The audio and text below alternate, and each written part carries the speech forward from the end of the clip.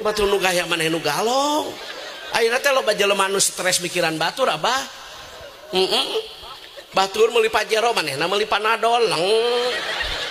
Batur naik mobil anyar manehna naik ambulan desa. Di rongsen teh ka rumah sakit da gambar mobil.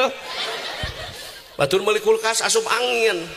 Dikerok teh ku salaki teu beureum kala ka gambar kulkas. Rek nanya di lemur ieu aya nu beunghar, nu biasa, nu sederhana. Itu mah merupakan tanda-tanda kebesaran dan keagungan Allah bagi yang berpikir. Profesi mah demi Allah boleh sama petani, tapi rezeki mah berbeda. Profesi boleh sama pedagang sayuran, tapi demi Allah rezeki mah berbeda. Kalau ada tetangga maju di bidang bisnis sayuran, ada tetangga bisnis maju di bidang pertanian, harus dijadikan motivasi, jangan kau jadikan iri dan dengki. Bener tak? Di urang mah batur maju, ngiri huntu.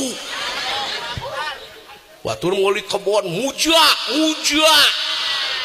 Tong gawe bisi disulurkeun. Riweuh sama hirup teh amit-amit aing.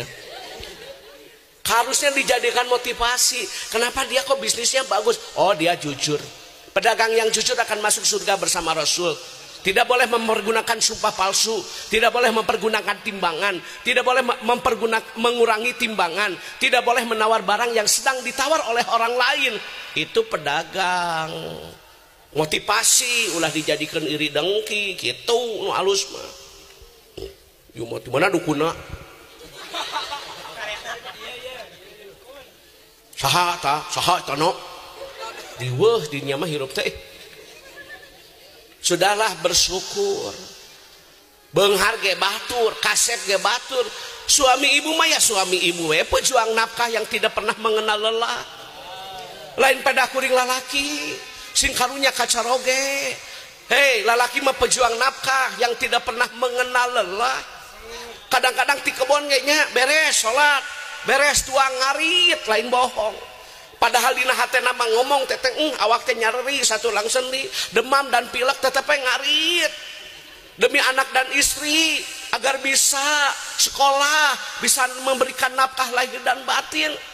Cok salaki teh mun aya mah da jukut nalaja darek mesen ieu teh. Moal ngarit nyeri awak teh. Sabab dina eueuh dina lajana ge eueuh. Na Tokopedia eueuh, na Shopee eueuh ini teh hujan-hujan ge.